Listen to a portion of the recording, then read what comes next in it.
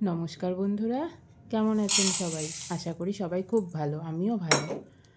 আজকে রাত্রেবেলা অন্য কিছু আর খেতে ইচ্ছা করলো না, তাই ভাবলাম চিড়ে আছে ঘরে, একটু চিড়ের পোলাও বানাই। অনেকদিন চিড়ের পোলাও খাওয়াও হয় না, এই সুযোগে একটু বানিয়ে নিই। তার মধ্যে শীতের সবজিও রয়েছে। প্রথমে আমি 2 বাটি চিড়ে নিয়ে নিয়েছি।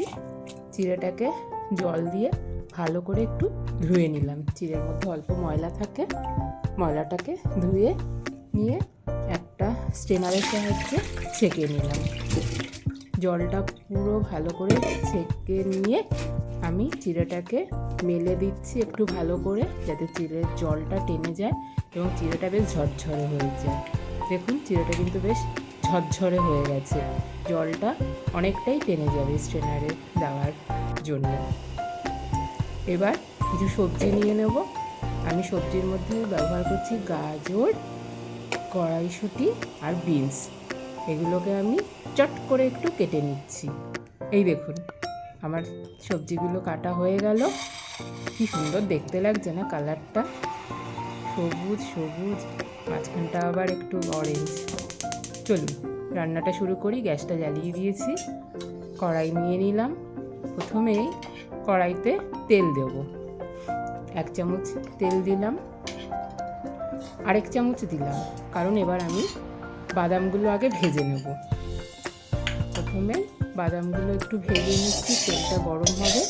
তেলটা গরম হবার পরে আমি বাদামগুলো দিয়ে দেব। তেলটা আমার গরম হয়ে গেছে। এবার আমি কয়েকটা বাদাম কড়াইতে দিয়ে একটু নাড়াচাড়া করে নিচ্ছি। নাড়াচাড়া করে বাদামটাকে একটু লাল লাল করে নেব। বাদামটা আমার ভাজা হয়ে গেছে, আমি তুলে নিয়েছি। কড়াইতে আমি আরেকটু তেল দিয়ে দিচ্ছি, 1 চামচ 2 চামচ। কড়াইতে আমার তেল দেওয়া হয়ে গেছে। তেলটা গরম হয়ে উঠে একটু পেঁয়াজ কেটে রেখেছি, 2টো পেঁয়াজ কুচি কুচি করে একটু হাতেই কেটে নিয়েছিলাম চাকু দিয়ে। পেঁয়াজটা দিয়ে, আরে আমি না সর্ষে আর শুকনো লঙ্কাটা দিতে প্রথমে ভুলে গেছি। পেঁয়াজের আগে দিলেই ভালো হতো। ঠিক আছে, দিয়ে দিলাম শুকনো লঙ্কা আর সর্ষে।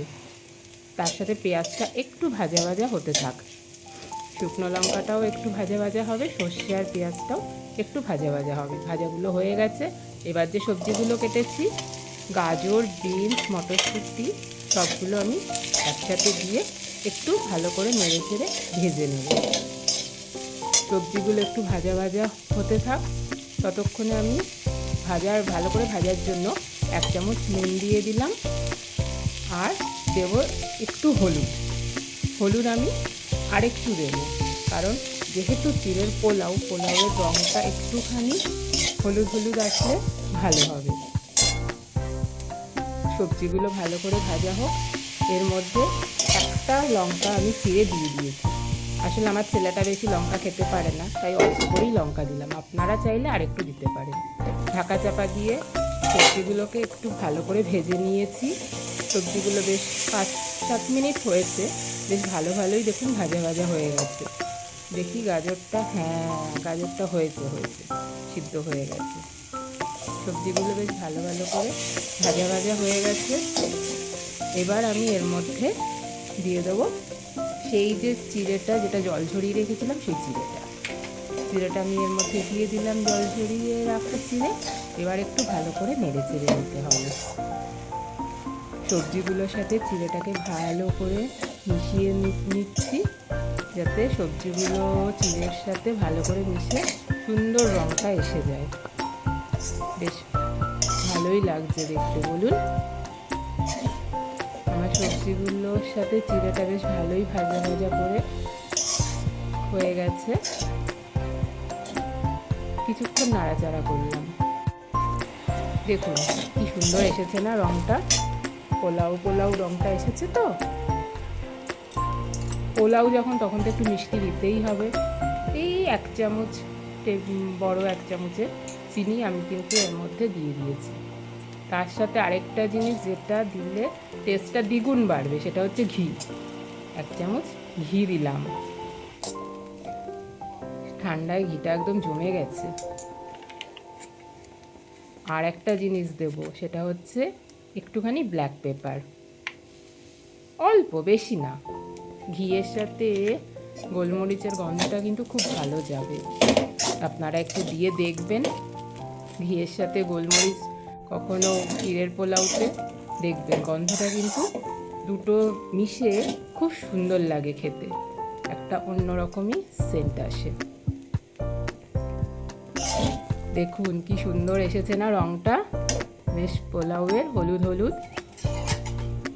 আচ্ছা, আমার যে ভাজা বাদামটা ছিল সেটা সবার লাস্টে দিলাম। বাদামটাকে কিছুই না, জাস্ট পোলাওয়ের মধ্যে একটু মিশিয়ে নিলেই হয়ে যাবে, রেডি। আর বেশি কিছু নেই করার, খুব সিম্পলের মধ্যে কমপ্লিট।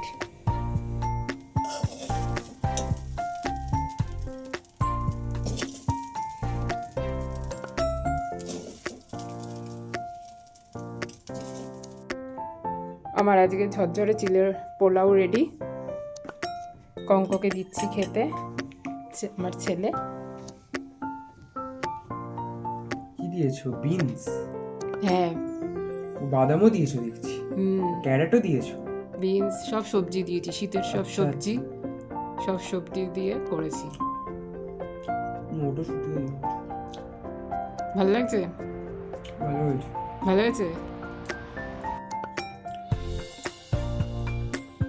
দেখি আমি একটু খেয়ে কেমন হয়েছে।